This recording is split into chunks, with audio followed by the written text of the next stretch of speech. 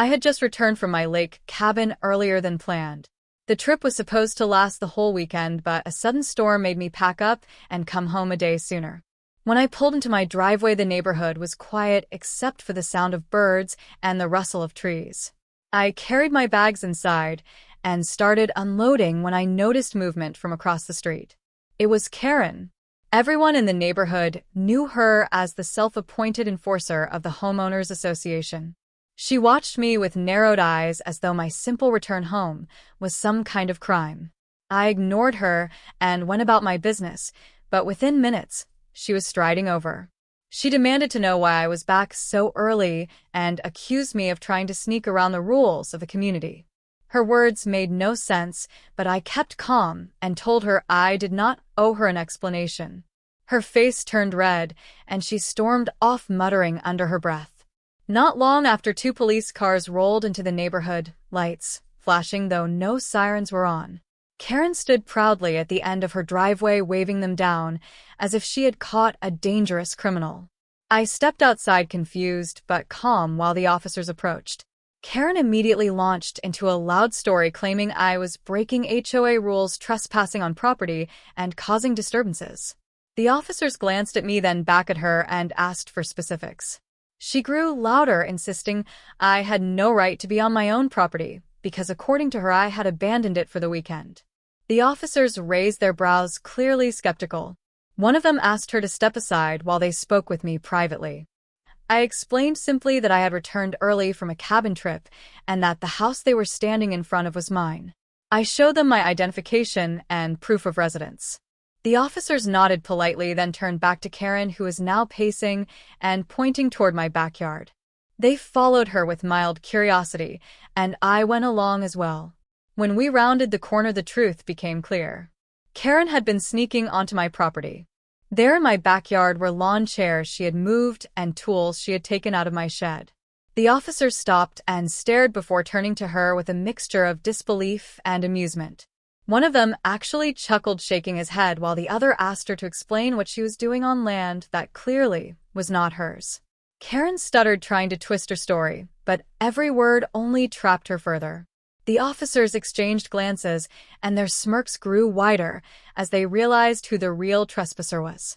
Karen's face turned bright red as she realized the situation had completely flipped. She opened her mouth to speak, but no words came out at first. The officers patiently waited while I stood behind them, quietly observing the scene. Finally, she muttered something about checking on the neighborhood, and the officers did not even try to hide their disbelief. One of them asked her politely but firmly to leave my property immediately. She hesitated, glancing back at me with a mixture of anger and embarrassment. Slowly she turned and walked off the yard, mumbling under her breath. The officer stayed a few more minutes, taking notes and asking if I wanted to file a complaint. I shook my head, smiling quietly to myself, feeling the satisfaction of being vindicated. As the police cars drove away, Karen could be seen pacing near her house, clearly frustrated that her plan had failed. I went back inside, closing the door behind me and letting out a deep breath. The house felt calm again, the storm from earlier replaced by a peaceful silence. Neighbors who had been watching from across the street waved at me discreetly, some trying not to laugh at Karen's failed attempt. I realized that the ordeal was more than just an early return from a trip. It had been a lesson in patience, standing your ground, and the strange satisfaction of watching someone else get caught in their own scheme. As I sat down on the couch and looked out the window, I could still see Karen through the fence, her hands on her hips, clearly plotting her next move. I smiled quietly, knowing that no matter what she tried next, she had already lost the first round. The next morning I stepped outside to grab my coffee, and the neighborhood seemed unusually quiet. I noticed Karen peeking from behind her curtains as I walked down the driveway.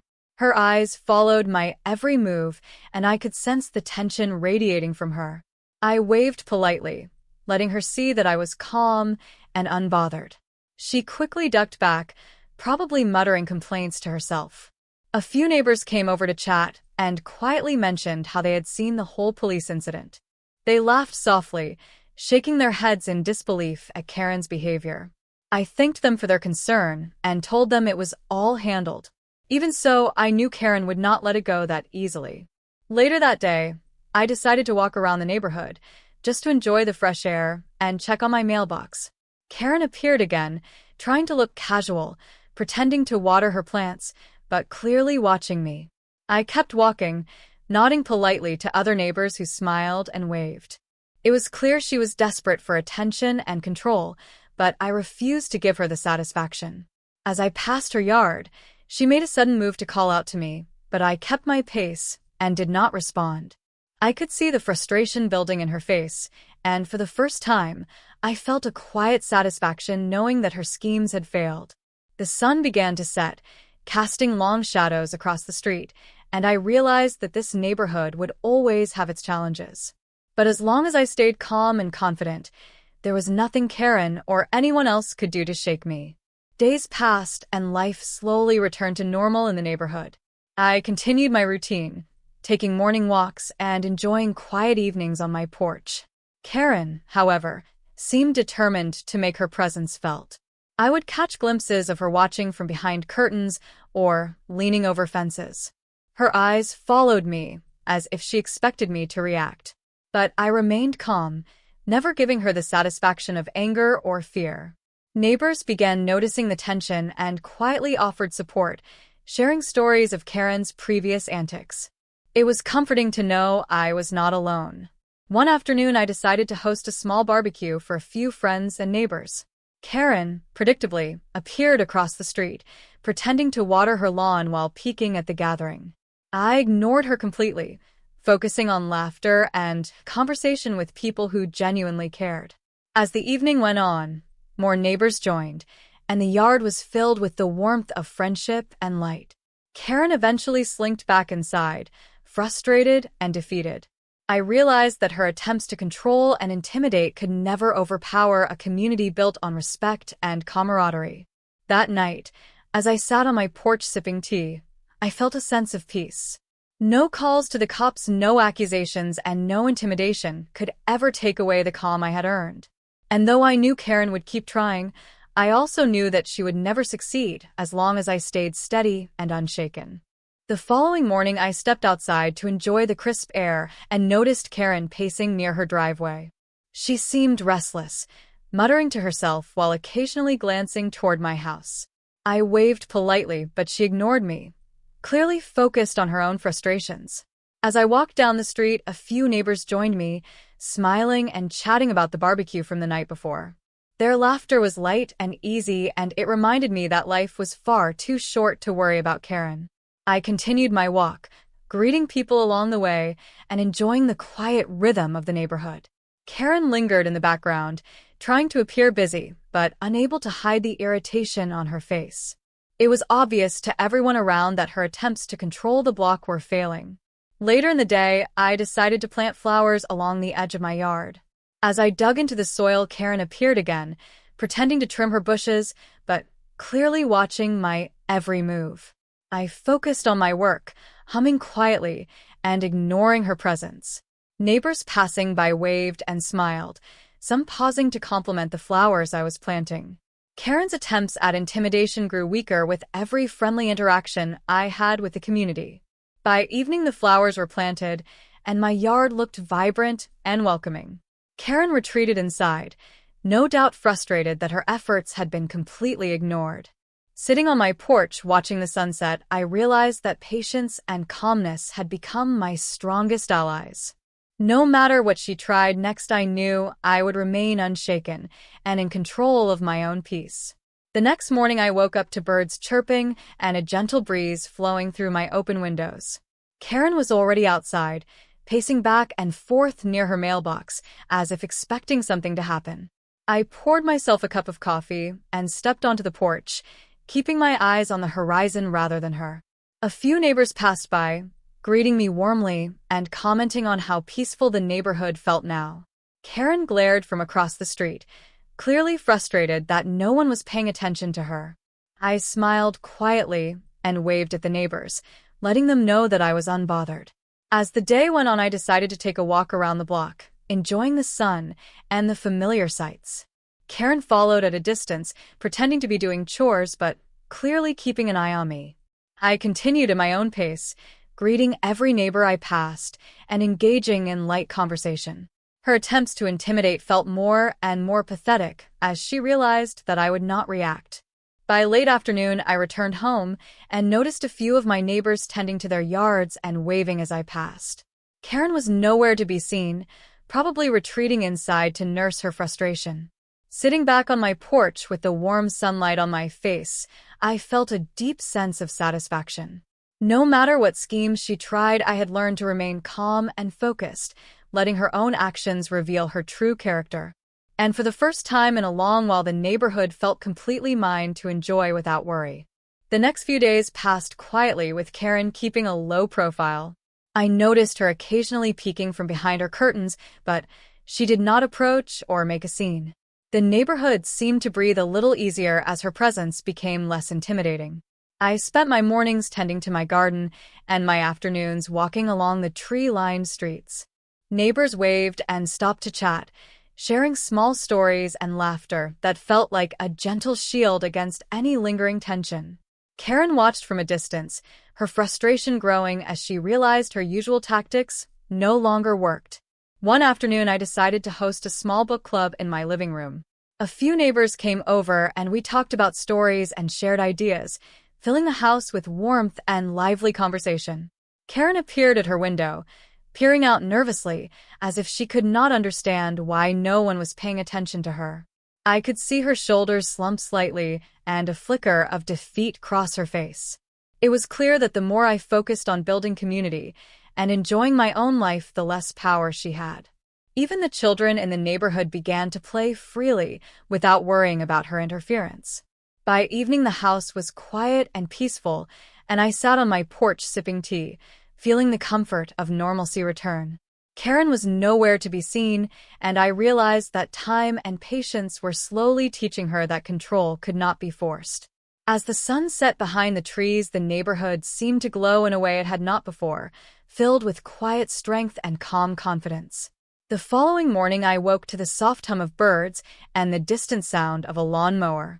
Karen was nowhere in sight, and for the first time in weeks, the street felt completely calm. I stepped outside with a cup of coffee and took a slow walk down the driveway, enjoying the warm sunlight on my face. Neighbors waved from their yards and smiled, greeting me as if nothing had ever happened. It was a refreshing change, and I could feel the weight of tension lifting from the neighborhood. As I reached the corner, I noticed Karen cautiously stepping outside, her movements stiff and hesitant. She pretended to water her plants, but kept glancing toward me, clearly trying to gauge my reaction. I continued my walk without acknowledging her, focusing instead on the greenery and the laughter of children playing nearby. She frowned, realizing that her usual tactics no longer drew attention or fear. Later in the day, a group of neighbors gathered for an impromptu picnic in the park nearby. I joined them, feeling relaxed and included as everyone shared stories and snacks. Karen watched from across the street, her frustration evident as she saw the community thriving without her interference. I smiled quietly, knowing that patience and composure had allowed me to reclaim not only my peace, but the neighborhood atmosphere as well. As the sun dipped lower, painting the sky with warm hues, I returned home, confident that Karen's attempts to disrupt life here had lost all power.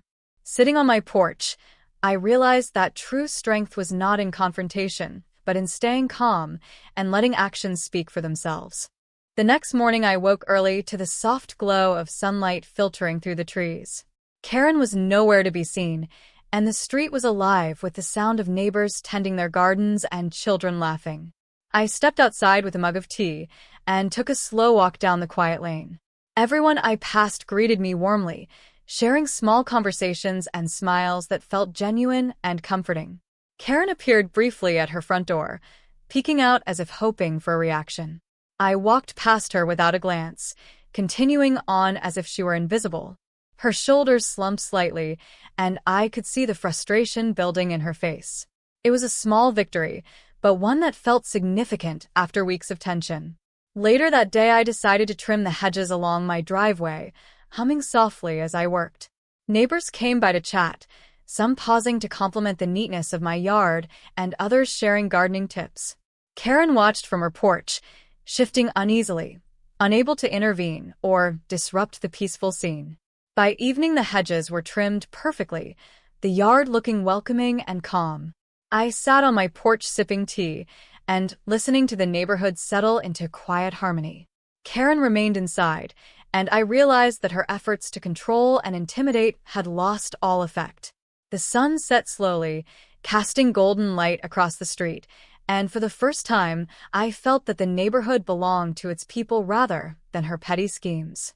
I leaned back in my chair, knowing that as long as I stayed calm and focused, nothing she did could ever disturb my peace or the community around me. As night fell, the street grew quiet and serene. The warm glow from the porch lights illuminated the neighbors' homes, creating a sense of calm that had been missing for weeks. Karen stayed inside, no longer pacing or peeking through her curtains, her presence finally diminished. I sat back in my chair, sipping the last of my tea, feeling a deep sense of satisfaction and peace. The neighborhood had returned to its natural rhythm filled with laughter, friendly greetings, and quiet harmony. I knew that patience, composure, and standing my ground had not only protected my home, but had strengthened the community around me. From that day forward, Karen's attempts to interfere were met with indifference or gentle amusement from everyone. And for the first time, I truly felt that my home and my neighborhood were a place of peace and respect, free from unnecessary conflict.